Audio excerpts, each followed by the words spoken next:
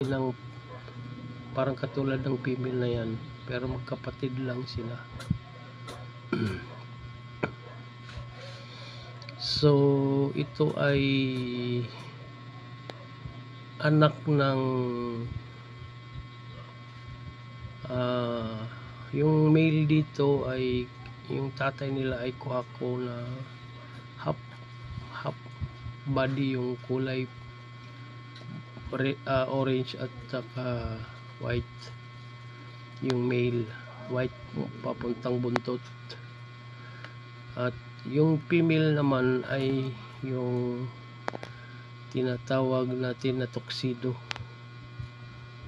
swordtail. Yung itim yung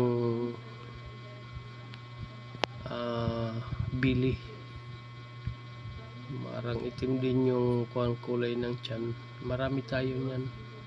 Sila yung pangalawang marami yung population. Ito ay yung survivor na dalawa na kuha ko talaga yan, no? Male maliit kaysa yung sa female. So nanganak na siya. Andyan yung mga anak niya, medyo malalaki na, ilang piraso. Kala ko marami yung anakin niya, pero mga 5 lang siguro yan. Pero ngayon malaki na naman yung tiyan, pero hindi pa siguro mga anak yan, kasi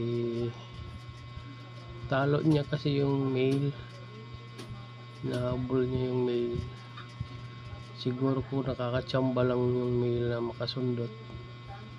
Ayan. So yung iba dito ay may mga survivor tayo dito na galing sa ito ng kabilang malaking tank.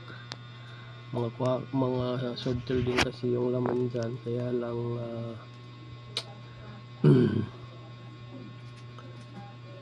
hindi natin masyadong kuha yung timpla ng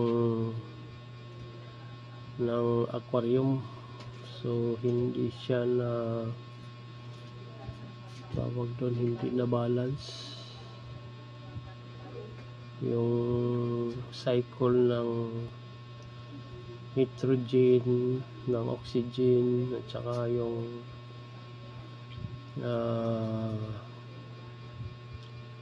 mga ammonia. So ito na tank is balance na siya. Actually mga ano na ito, mga 1 buwan na yung tubig dyan. Saka dinadagdagan na lang natin ng tubig pag lumilit, na nag-evaporate din kasi yung tubig. So sa ganitong paraan ay na ano yung cycle ng tubig. So yun ito yung mga aquatic plant na ginamit natin, kasi nakita ko na kaya niyang ito yung matindi ang survival nito sa mga indoor na aquarium. Tapos meron tayong mga apple snail, at saka yung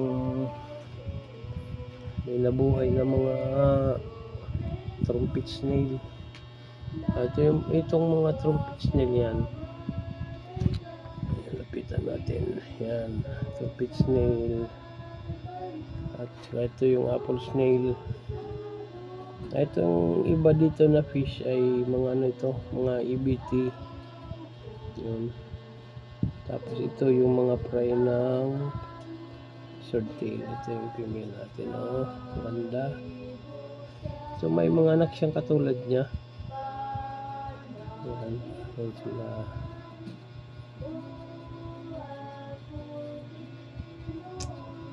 So ito na maliit ay survivor yan sa ibang circle yan na naging kuan na siya, naging silvery yung ano niya.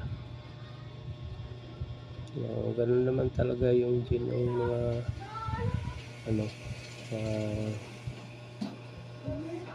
yan. Ito yung mga EBT natin, albino blue topaz, na mga survivor na rin ito. Female lang, dalawa yung natira. Apat ito sila na mga paray na natira. Namatay yung nanay nila ng tapos silang ipinanganak. Tapos yung tatay nila sa tanda na siguro namatay din. So dalawa na lang itong natira. Ayan. Sa ngayon ay wala na tayong kasing ano, you know, yung mga prey ng mga kuwako. Ayan, malalaki na kulay na yung mga ano nila, mga ay kulay na. Yan ang mga prey. So hindi marami, hindi tulad ng original na color na ano, original na color na mga orange na mga swordtail. Maraming mga anak sila, maraming mga anak.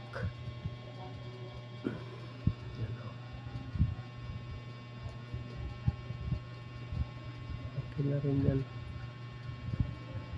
malaki na.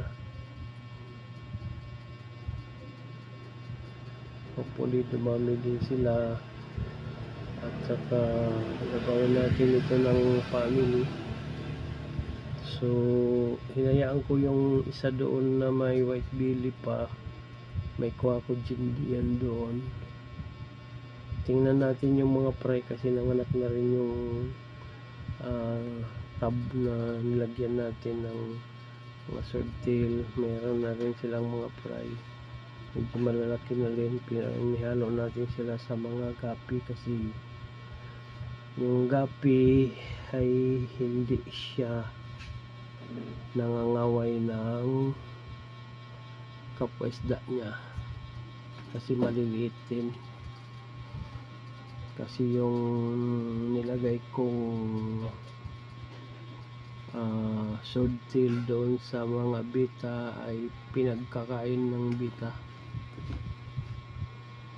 inaway kinain. So warrior kasi yung mga bita, so okay lang. So hindi ko na sinasama yung bita lang, at saka hiwalay yung mga male talaga, kasi patay talaga yung mga bita pag halo yung mga male. Okay, so yan, update natin. So tingnan natin kung kailan manganganak ito. Ngayong ano pa lang ito nanganak, ngayong katapusan ng July. So ngayon ay August 13 na. Yung linggo na yan, first week of yung pinasukan ng August, doon ito siya nanganak. So yan.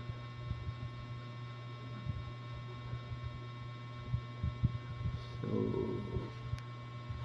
see you guys next update, guys. Keep on watching, share, like, and subscribe. Please comment below sa baba ng ating video. Thank you guys, shout out sa lahat ng nanood, Patropa team, shout out.